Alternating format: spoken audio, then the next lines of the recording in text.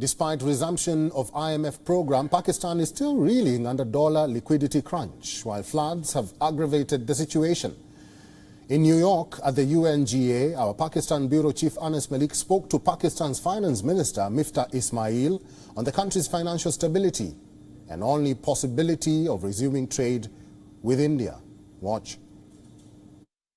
We will be able to service all our debt, we'll be able to meet all our international obligations. Of course, things have become very tight, but we've had good meetings today with the managing director of the IMF. She has expressed her support for Pakistan.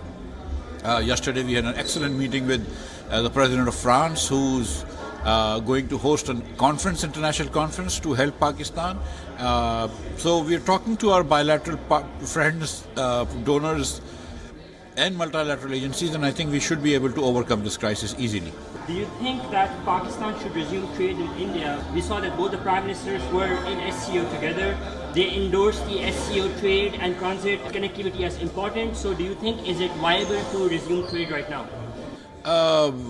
I think that because of the flood situation in Pakistan, because of the shortages of some basic necessary kitchen items like onions and tomatoes, and perhaps later on we'll feel a shortage of cotton because of our cotton crop in Sindh being washed away.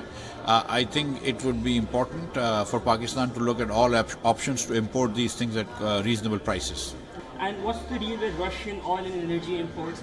Is Pakistan looking at it to get it supplied and get prices in control? During the previous government, Pakistan wrote a letter to the Russian government for oil supplies that was never replied to. We even sent some emissary, they were not forthcoming.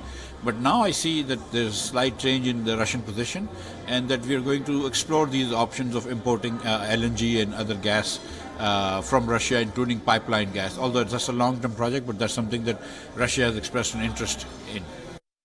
WION is now available in your country. Download the app now and get all the news on the move.